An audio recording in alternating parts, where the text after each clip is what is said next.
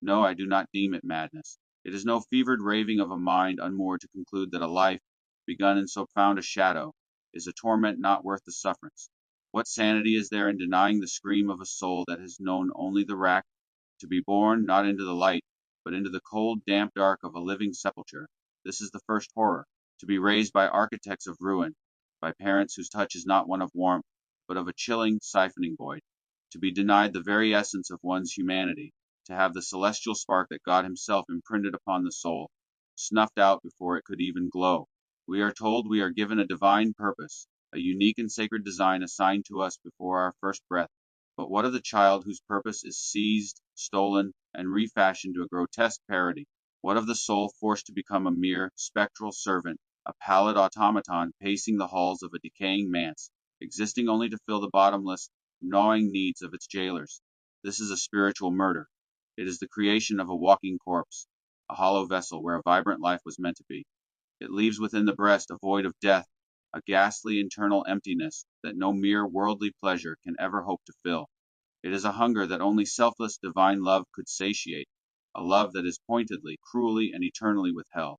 Consider the Father, a cold monolith of self regard, a man who, in his monstrous ego, begets children not from love, but as an extension of his own grandeur. We were not children to him. We were accomplishments. We were trinkets. We were mere aesthetics to be arranged, silent and perfect, in the grand cold museum of his life.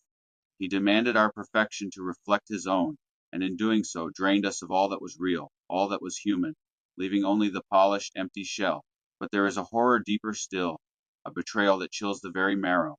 The mother, to think of her, who bore us in the primal pains of creation, who should, by every sacred, natural law, be a fierce and holy protectress, and yet to see her stand aside, her eyes as cold and vacant as a winter sky, to watch her go against every instinct of her own flesh, every cry of her own blood, and allow her husband to drain the very spirit from the children of her womb. She became a high priestess at this unhallowed altar, offering her own young as a sacrifice to increase the cold, thin vanity of the man she served. This is the ultimate treason. This is the true face of the abyss. When one has lived such a life, suffocating in this miasma of spiritual decay, I say again, it is not madness to find the world wanting. It is not wrong to conclude that this fever dream, this earthly purgatory, when stripped of all divine purpose, when shown to be nothing but a stage for the vanities of ghouls, is a burden no sane soul should be asked to bear. It is a logical, just, and final assessment, without that greater celestial meaning to redeem the suffering than the simple, silent, velvet oblivion of the grave, is not a terror, but a mercy for which the tortured soul must yearn.